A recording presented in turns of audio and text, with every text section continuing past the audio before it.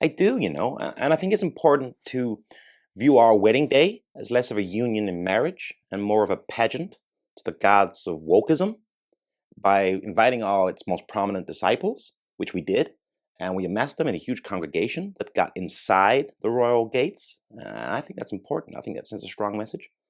I mean, the more I hear stories about it, the more I feel sorry for them. I think, are they so self absorbed and vengeful that they see our safe space truth seeking sessions as so offensive they have to hurl abuse at us? I mean, that's wrong, right? Well, Meghan, it's certainly one of the two.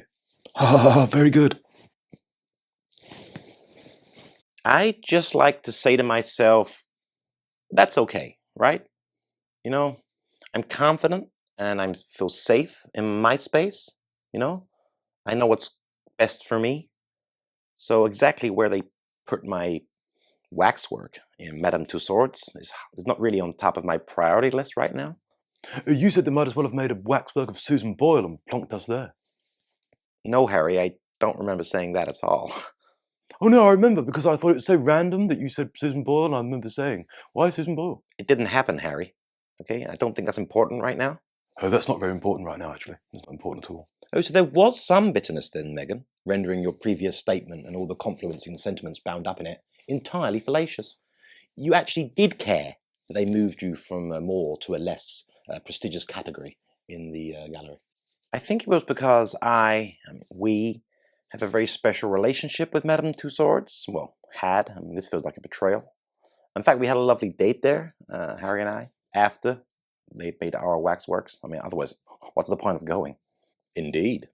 Oh, it was so funny. Oh, God, my God, we laughed so much. Because after the date, I actually went home with a wax version of Harry. Oh, my God, we laughed so much.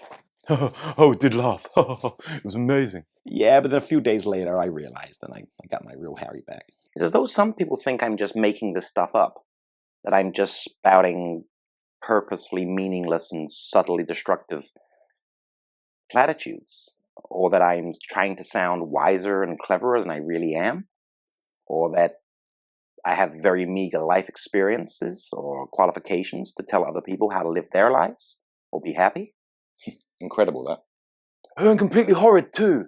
I mean, it's so unfair. I mean, what's Meghan ever done but go around trying to help people and offering them advice they didn't ask for? Well, I'm shocked that anyone would accuse me of being a bully.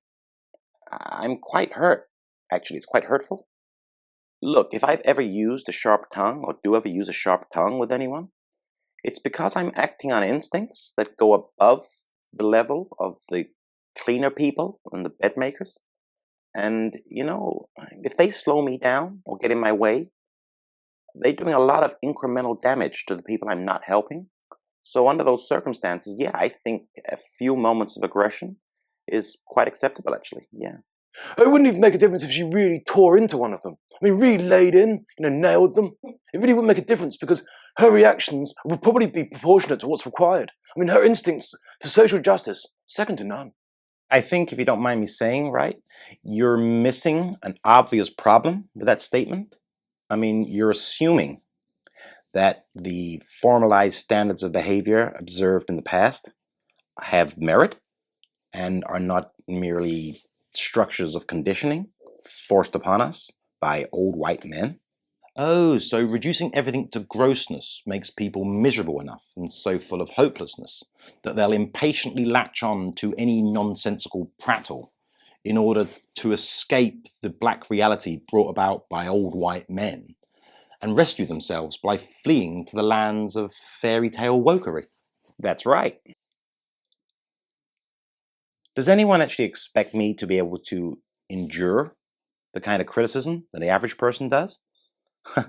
I mean, I'm like 1,000 times more sensitive than the average human being, which does come with great benefits like self-awareness and a great inner wisdom.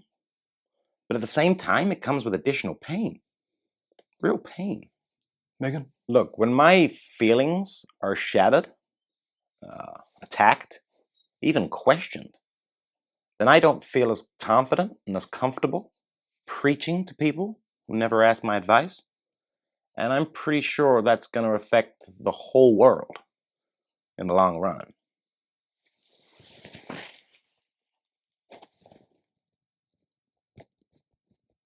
And, living in that consciously created bubble of well-being that others refer to as delusion, Meanies. it's very tiring.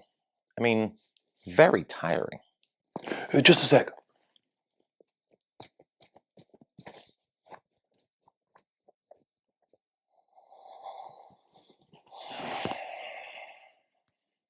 Look, our royal titles enable us to interact, right? And interface, with lots of rich, important, but mostly generous people. Yeah, they put us up in gorgeous mansions. Harry, what we mean is generous insofar as, giving their time and money to help support the causes that are close to our hearts, especially those involved with mental health support, helping people really reset their lives and the way they think. You really do like getting into people's minds, controlling their thoughts, don't you? And to be perfectly honest, so what if I live in a manner befitting my status as a truth bringer? I mean, what is it you expect, that I should slum it with the rabble and the hoi polloi? I mean, I would shrivel up in those circumstances, and the world would lose me. If we don't look that happy right now, it's because we're under constant assault at the moment. And don't worry about it. I mean, it'll pass. It'll change. And everything will be fine in the end. But, our happiness is being drained by vicious verbal attacks. I mean, have you seen some of the parodies on YouTube? Oh yeah, I know. Some of them took my breath away.